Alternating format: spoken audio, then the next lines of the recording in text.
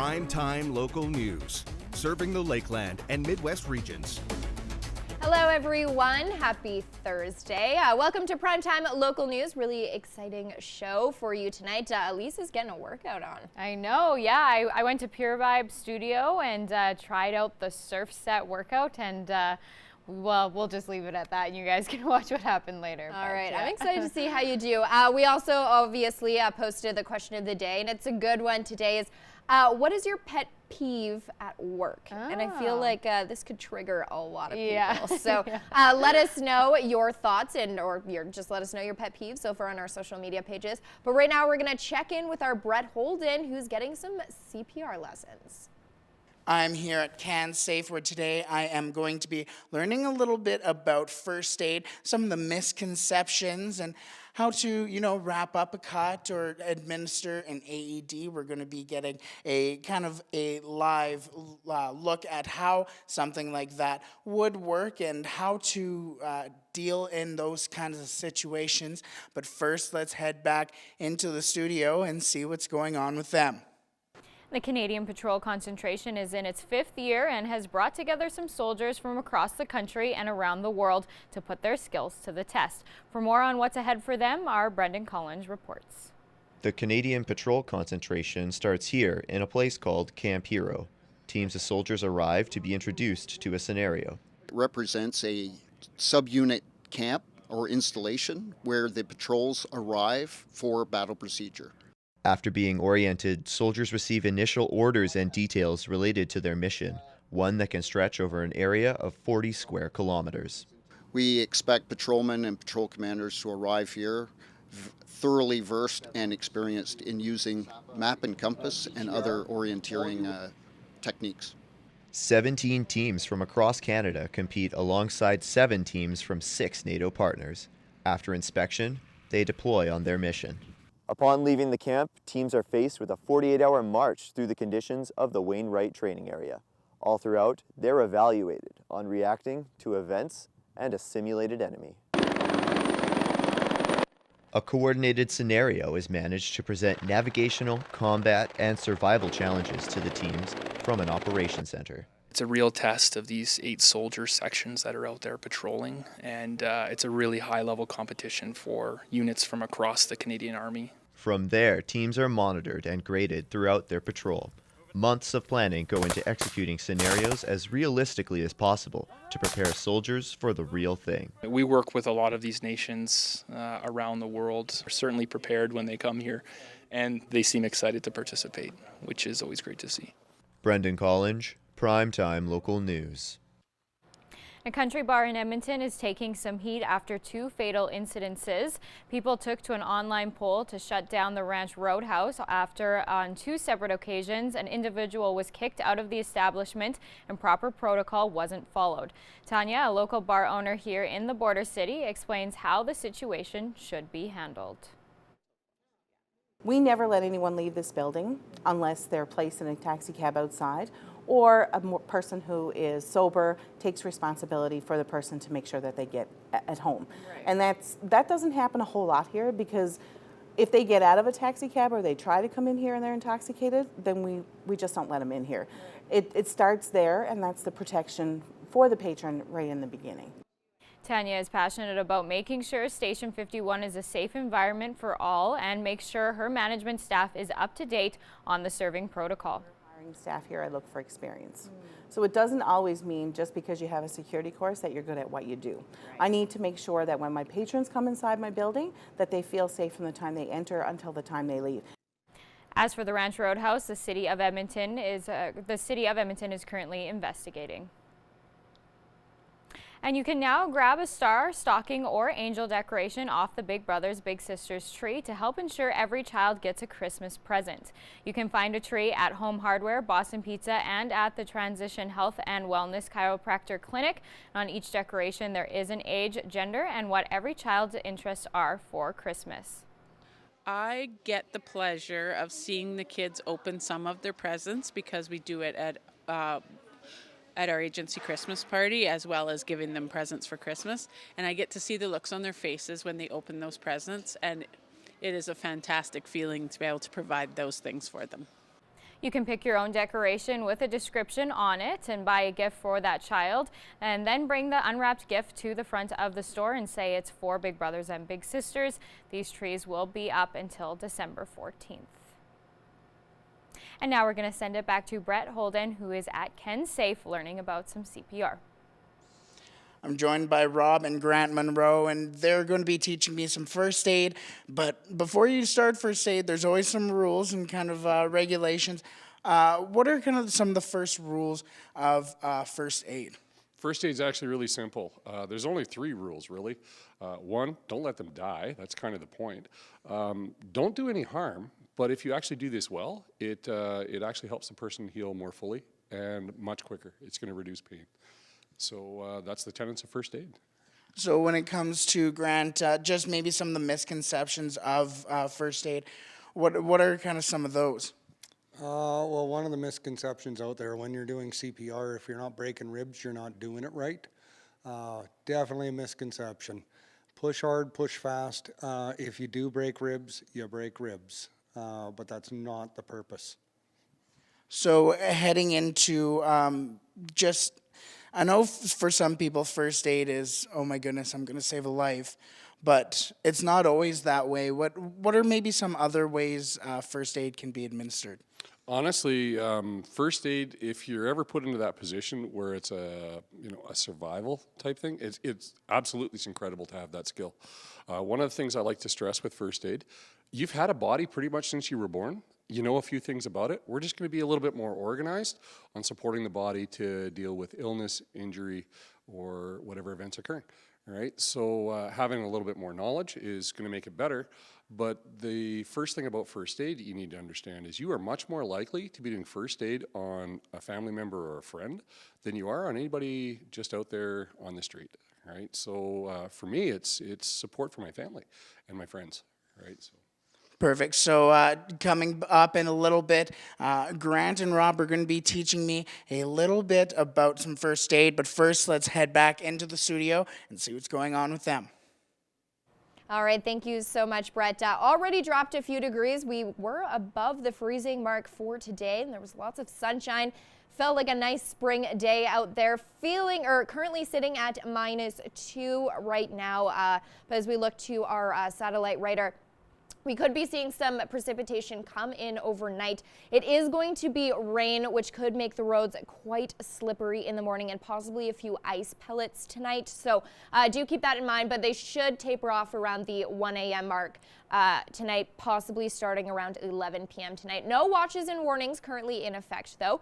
As we look to our numbers across the region, currently sitting at -2 here in the border city, still above the freezing mark in Edmonton, sitting at 4 there. -2 in Edson, 1 degree in Jasper, 0 for Rocky Mountain House, 2 degrees in Red Deer, 1 in Athabasca, also in Whitecourt. As we look over onto the Saskatchewan side, a little bit cooler, so -3 in North Battleford, -2 for Saskatoon, and -3 degrees in Melfort currently. As we look to the numbers for our broadcast region, currently sitting at -3 in North Battleford. Overnight, gonna dip down to -9. Cloud cover is gonna continue, and that's gonna start to dissipate tomorrow for a high of -4. So we are gonna be a little bit cooler than we were seeing today, but we are still above the average. Cold Lake, -2. Could possibly also see some showers tonight, about a 30% chance. -8 overnight, and then -4 and cloudy tomorrow. And brace yourselves, Cold Lake, you could be seeing 10 centimeters of snow by next week. Lloydminster, -2 right now, dipping down to -9. And like I said, we have that 30% chance of some precipitation. Going to be cloudy tomorrow, -6 only for the daytime high. So we are going to be quite cool, but no major snowfall coming in the area into the next few days. We could see some next week. But for Saturday, -9, -13 for the low, and then Sunday, -7 and -12. I'll have more details, including a look at your 7-day forecast, coming up a little bit later.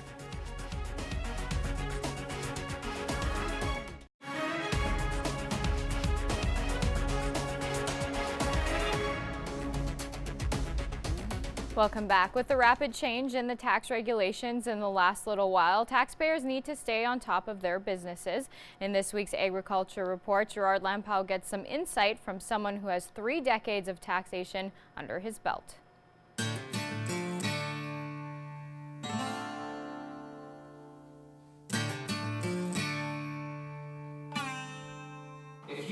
income from a partnership on your tax return. Rob Strilchuk says in his 30 years as a tax advisor, and especially with agriculture in mind, he's noticed a trend in the last 5 years.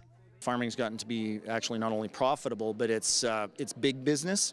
And in the last 2 to 3 years, the tax changes have been dramatic. Strilchuk outlines the 3 main changes. Tax on split income. So in other words, Revenue Canada is trying to prevent what they view as unfair splitting of income amongst family members.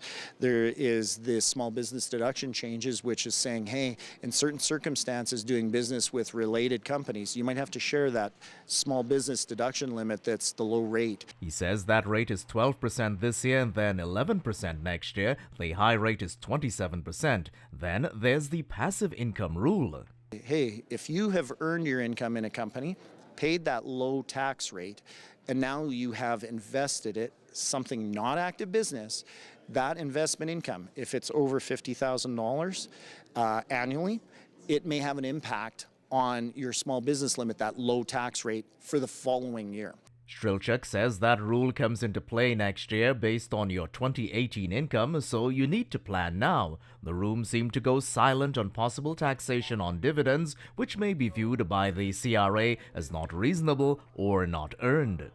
It could end up being taxed at the top marginal rate. In Alberta, that could be as high as 42%. In the past, it might have actually been near nothing. He's urging producers to get the right advice and not proceed to do as they have always done. Gerard Lampow, Primetime Local News.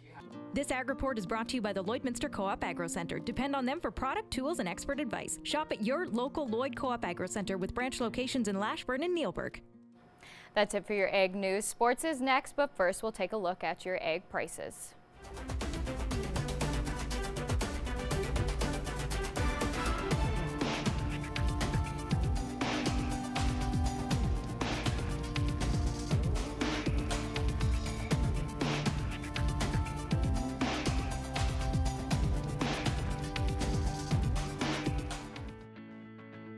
Every member of the City Centre Auto Body team has been through extensive training. We're constantly upgrading our team's education to reflect current collision repair technique. Taking a look at your local sports now. In the midst of a season where the Lakeland Rustlers women's volleyball is in pursuit of an ACAC three-peat, there's also preparation for rebuilding after the departure of 3 fifth-year players. For one member, the next era of Rustlers volleyball, it also means carrying on a family tradition. Jana Lang's family has stayed connected to the Rustlers volleyball program for nearly a decade, since her older sister Michelle first left for Lakeland in 2011. Well, it just kind of started when Michelle, my sister, played here for a while, and then Austin talked to me for a bit, and then in the last year where I was really debating it, and then I just thought, why not give it a shot, be on a team. Michelle went on to set the league record for career blocks, while brother Ryan was part of the previous 2 championships as an assistant coach. However, it was their emotions upon departing the program that fully enticed Jana to follow their footsteps. Just seeing her, after her last game, super upset, not wanting to leave, she made a life here, and it just seemed fun. Following the same path as her sister is made easier by being a different type of athlete and playing a different position. We're similar in ways, but obviously not tall. Since joining the team, Lang's embraced the sense of family that's a Rustler staple. Very nervous at first, but the girls are super welcoming, so it really eased me into it nicely, but it's been fun. And while she isn't seeing the floor in her first year, Lang gets to learn from team co-captain Ray Sigurdsson, an All-Canadian, championship MVP, and the perfect setter to model her game after. She's super competitive, doesn't let anything go. She really pushes her teammates, which is good to see, probably what I need to work on, but yeah, it's fun to watch, and she's the same size as me, so it's cool to see she can do it. Josh Ryan, Primetime Local Sports. And now we're going to check back in with Brett Holden, who is at CanSafe today. So we're back here joined with Rob and Grant. And Rob, you have a massive cut. What's going on? No, just bad day, right? So first thing I want to do is I'm going to find somebody that can actually help out. Hey, my name's Grant. I know first aid is, can I help you out? Absolutely. Okay, sir, can I get you to take a seat? Just keep pressure on there for me, okay? How did this happen? Just fell against the ice outside. Okay, can you just lift up your hand for a second here? Okay, I want you to put pressure right on there for me, okay? Just gonna check your circulation, see what it's like right now. Okay, sir, what I'm gonna do is I'm gonna bandage you up here. I'm gonna take a broad bandage, it's from a triangular bandage. I'll just get you to lift your arm up. I'm gonna set this over your arm. Go ahead, take your hand off of there. I'll maintain that pressure. Bring this up one way, bring this up the other way for you. I'm going to tie you off down below here. I checked your circulation before because I want to make sure I don't make this bandage too tight for you there, sir. So let me know, does that feel too tight just yet? Not yet, not even Okay, close. so I'm just going to take another look here. All right, there you go, sir. Awesome. So we got an ambulance on the way here. It's going to be here probably in about 12 minutes, and they're going to take care of you, okay? Perfect. Awesome. Perfect. So some of the stuff that I really noticed was how Grant kept checking for your circulation. What were kind of some of the other things that Grant was looking at as well? Well, we wanted to make sure that there wasn't anything sticking out of the wound, because if you put something around it, you could actually take a foreign object and then push it in, which would increase the damage. And of course, we don't want to hurt them. We don't want to kill them. We don't want it to get worse, and we want to promote the recovery. What Grant was demonstrating is if you're at home, you could use something like a clean cloth or something out of your pack or your suitcase. But if you had a first aid kit, it comes with all this stuff prepackaged, right? So definitely being prepared for something going wrong definitely sets you up so it's much easier to deal with that when it does occur. But if you don't have a first aid kit, you're not unarmed, right? You just take a look at what's appropriate and what you could use in the environment. Perfect. So coming up in a little bit, we're going to be learning a little bit more on the CPR side of things. But first, let's head back into the studio and see what's going on with them. All right, thank you so much, Brett. Starting off with this gorgeous shot. This was sent to us by Eric. Look at that frost, so cool. Thank you for sending that in. If you would like to see your photo here on Primetime Local News, make sure you send it in, and please include your name, and you might see it here. Currently sitting at -2 in the border city. We had a really gorgeous spring-like day today above the freezing mark. Sat around 3 degrees for most of the day and sunshine, which was a nice change of pace. 0 degrees currently in Vermilion, 1 in Vegreville, 4 degrees still in Edmonton. As we move up the map, getting a little cooler. -2 for St. Paul, also in Bonnyville, -2 in Cold Lake, and Cold Lake could be seeing about 10 centimeters of snow later next week after the weekend. So enjoy the -2 right now. -2 in Lac La Biche currently, -1 in Pierceland. Over on the Saskatchewan side, -3 in North Battleford, -3 in St. Walburg, and -3 in Meadow Lake. As we look up north, -2 for Buffalo Narrows, -2 also in La Loche, a little bit cooler at -5 in La Ronge. And then as we look onto the Alberta side, a little bit cooler as we are up north here. So Fort Chipewyan sitting at -6, but Fort McMurray still in the pluses there, sitting at 1 degree, -7 in High Level. And as we move down south, of course, still quite warm. So 6 degrees in Medicine Hat, also in Lethbridge, 1 degree in Banff, 8 degrees in Calgary there. Much above the seasonal averages. 3 degrees in Swift Current, 1 degree in Kindersley, and 4 degrees in Moose Jaw.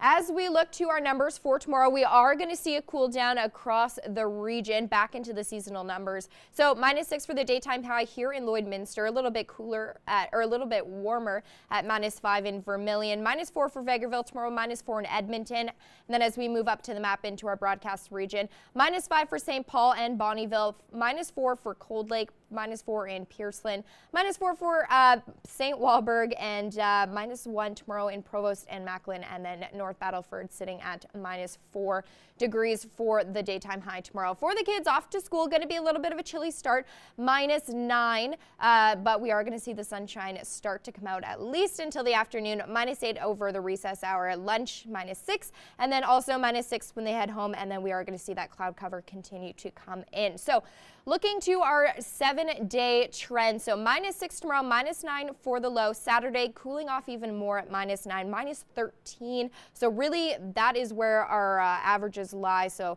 really going to be a seasonal day then. Sunday -7, -12, and then Monday we are going to start to see some snow. So -8 there, 13% chance, but then Tuesday into Wednesday is when we could see more precipitation. -8 on Tuesday, -13, and then warming up again on Wednesday, -3 there, -11, -7 next Thursday, and then -8 for the low. We do have a 30% chance we could see some rain tonight, so could make for some slick road conditions tomorrow. So do keep that in mind as you head off tomorrow for your morning commute.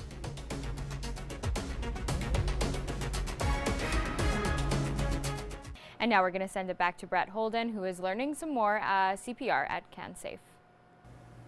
So we are back here, but now we are at the mall actually, and Grant's just walking up to the car and he's noticed something that it has caught his eye. Sir, are you okay? Can you hear me? Right now, Grant's just assessing to see if this gentleman's in trouble or if he needs help. Sir, I need you to go call an ambulance for me, and can you find me an AED and bring it back to me as soon as you can? Be right back. Thank you. 1, 2, 3, 4, 5, 6, 7, 8, 9, 10. I found this. They had it in one of the 13, stores. 14, thank you. 15, 16, 17, 18, 20. So right now what Grant's doing is providing circulation of the oxygen through the person's body, right? And the person that brought the AED up to him has no idea to help him out. An ambulance is on the way though, right? So at this point, air in, and now, as quickly as he possibly can, he wants to start using the AED. Anytime you use an AED, the very first thing you do is turn it on and do what it tells you. One of the nice things about the pads on AEDs, they actually have a picture on them that show you exactly where they go. Apply pad. Apply pad. Analyzing heart rhythm. Do not touch the patient.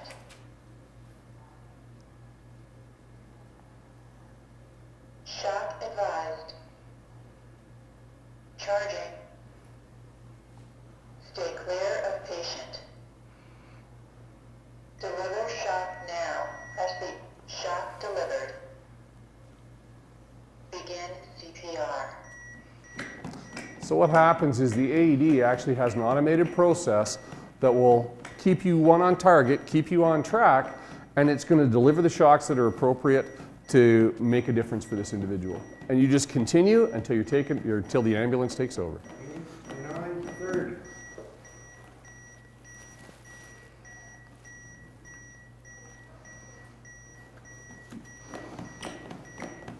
Awesome. So as Grant has showed us, this is how CPR and an AED can be distributed. Thank you to them for doing that. But first, let's head back into the studio and see what's going on with them.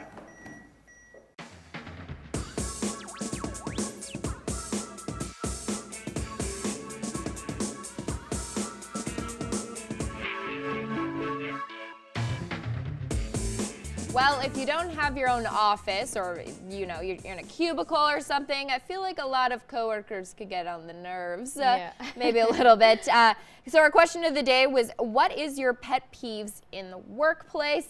We had some good comments. You're saying just people who are slow. Yeah, people who just can't reach a deadline in time and you're waiting for their stuff. That's kind of my personal pet peeve. Yeah. I don't like people who don't take their things out of the fridge. Oh, that's a good one. Our The little communal fridge. I mean, Yeah. I might have left a few things in there. Yeah, I was gonna say, I'm pretty sure you leave Tupperware there all the time. What? No. Guilty. I want to read a couple of the comments that we got on our Facebook. Michael says that one that they just don't do anything. Melissa says farting. Oh. Apparently that's an issue at Melissa's office. Brad has a good one. He says coworkers who don't act their wages. I like that. Interesting. So, good one. Let us know your pet peeves when it comes to the workplace. I know this could be a little bit of a touchy subject. But we always ask the question of the day. So you still have time to weigh in. But right now we're gonna look to our pets of the day. Look at this trio. This is Ivy, Dizzy, and Dakota. The Nice dog and looks cozy. very pleased. That was sent to us by Mackenzie. Look at Odin. Odin is ready for a Sunday.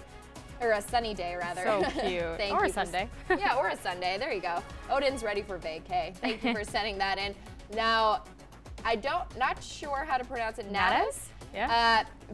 Not happy. This was sent to us by Janet. Very good photo. This is Spunky. Cute. The name suits her. Very cute. That was sent to us by Tara Lee. And then last but not least, look at this duo ready for Christmas. Aww. Shelby and Gunnar, really happy about their Christmas sweaters there. That was sent to us by Jessica. If you would like to see your pet here on Primetime Local News, make sure you send us a photo. Please include their name. And if you do see them on our show, you'll be entered to win a $50 gift card to the Lloydminster Pet Pad.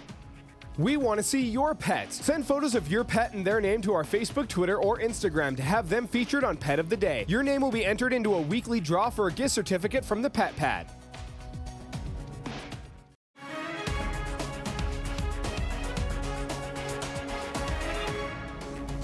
We are joined today by Darren Weeks from the Black Rifle Coffee Company. Darren, this is just a whole amazing effort. I had a chance to try some of it at the Cold Lake Air Show and meet some of the people behind this brand. Tell me a little bit about your involvement with the company. Well, I've always been a coffee lover, and one of the coffee blends that Black Rifle created was a charity blend called Warrior's Heart. And I was down at the Warrior's Heart Ranch near San Antonio. And there's a large group of investors that invested money in the ranch, and it helps first responders, military with PTSD and alcohol and drug abuse problems. So we invested in the ranch, and that's where I first came across Black Rifle, by drinking really good coffee one day. And as an entrepreneur, I've always asked questions like, hey, who does that in Canada? And ever since I asked that question, it kind of just snowballed, and we brought it to Canada on behalf of Black Rifle USA about 18 months ago. And now the main office is in St. Albert, is that correct? Yep, I've had an office in St. Albert for 15 years, and I didn't really know we'd have a storefront, which we now do. I thought more of an administration type of office. We outsource a lot of things, but it's turned out their office is growing quite a bit. We put a storefront into it, and coffee's flying off the shelves ever since we launched Black Rifle. It's hard to keep up with the inventory demands. Well, even from what I saw at the air show in Cold Lake, and even just having a look online, there's some really unique branding involved with this. Can you tell me about some of the different brands and styles with this coffee company? Yeah, I have to take the hats off to the Black Rifle guys in the States, the actual creators, Owen and Evan and their team. They're really the experts, and they became, I think, quite famous by some of the videos that they did to YouTube and online. And they're very humorous and edgy, and that's definitely what got them started. We don't try to compete or compare with those guys. We just let them do their thing, and we try to be a little more conservative up here in Canada with our social media.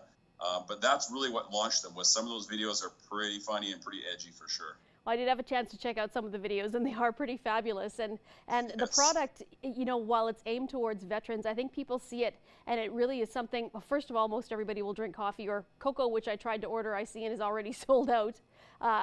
So they make that connection, and I think it's a good way for people to even just have the conversations. I could see at the air show they were talking with the people in the booth and asking about the coffee, and the people there were so approachable and just so thankful. So it must make you feel good to be involved in a project like this too. It does, and we do give back a lot to charity, and that makes it just a win-win situation. Whether it's we brewed coffee for the November 11th Remembrance Day celebrations and ceremonies in Edmonton, and we go to the air shows. The Black Rifle team in Canada works tirelessly. They get the word out. We give a ton of free coffee out to guys overseas or police officers, so many different charities. And it's really what makes it worthwhile to have a nice brand that people enjoy, great coffee that's freshly roasted in Alberta daily, and give back to the community at the same time. I think that's a good recipe for success. So now if people wanted to go, Darren, and order some of this coffee, I guess they can go right to St. Albert, because a lot of people from Lloydminster especially would make the trip that way, or they can go online. Is everything that's ordered online in Canada, does everything from there come out of St. Albert as well? Yeah, everything comes out of our warehouse in St. Albert, and the coffee's roasted in Calgary. And I think one of the downsides to our wonderful country that's so big is the shipping costs are quite high, especially compared to the United States. So what we've done is we've come up with probably about 100 different dealers across the country. And that way you can go to your local outdoor shop, for instance, and buy Black Rifle coffee there, or you can always go online to the blackriflecoffee.ca, or obviously stop into the St. Albert office if you're ever in the neighborhood. That works too. Now, if people do want to get involved and look at selling the brand, I had a notice on the website there that you're looking for kind of specific locations. What's the best way and what's that first step if they would like to get involved and sell this coffee in their establishment? You can go online and there's a dealer request form, and then somebody from my office, probably Tom, will give you a call. And again, it's pretty easy process. Tom can give you all the details, and we have, whether it's Cabela's that's supporting us or some smaller local companies all across the country, almost every province. And I think the testament is to the coffee. I mean, obviously our dealer program wouldn't grow so much if consumers weren't buying the coffee. So that's the nice thing. Dealers are going to make sure their customer keeps coming back to buy the coffee through them versus, the shipping online costs and time. Well, Darren, we're out of time for today, but I want to thank you so much. I just think this is a fabulous project. And once again, for anybody who wants to go online and check this out, can you give us the online address one more time, please? Yeah, it's blackriflecoffee.ca. And I want to say thank you, Stacey, to you and your team, because I know I've got some technical challenges all the time, and you guys are very patient with me. And next time we get some cocoa in, I'll make sure we send some your way. Well, that would be great. And like I said, we've tried your coffee and it's been fabulous. So we'll keep supporting and lots of troops around here at CFB Wainwright and also at Canadian Forces Base Cold Lake that I know drank that coffee as well. So thank you for what you're doing and supporting the veterans, and we'll chat with you again sometime soon. All right. Thanks very much. Thank you very much. Bye-bye.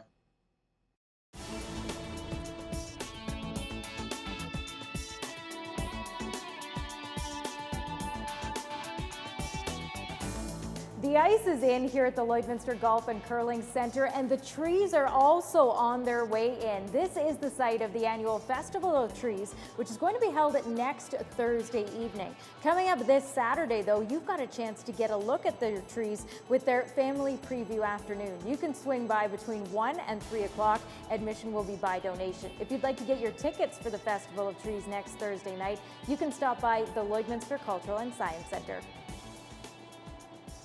You can take the family out for the annual Winter Spectacular coming up on Saturday at the Lloydminster Cultural and Science Centre. A chance to take in so many different activities like going for a hayride, doing some snowshoeing, having a visit with Santa, making a craft, and a whole lot more. Admission will be by donation this Saturday. Things run from 10 until 3. There are a lot of champions on display here at the Lloydminster Golf and Curling Centre, and a lot of people feel like a champion when they hear Queen sing, "We Are the Champions." And we want you to have that song and so many other of their great songs with the soundtrack to the movie that is one of the hottest movies out right now, Bohemian Rhapsody. If you want to win a copy, it's really easy. All you have to do is email your name and daytime phone number to tvcontest@newcap.ca. We want to say thanks to John at Universal Music Canada for setting us up with the music. And in Maidstone, they're about to wrap up their Festival of Trees at the Maidstone Health Complex. You've got a chance to head out tomorrow night. There will be a choir performing at 6:30. And then on Saturday, you can take the kids out. They can make a craft starting at 1. Well, whatever you choose to do this weekend, I hope you have a great one. I'm Heather Klegus, and that's what's happening.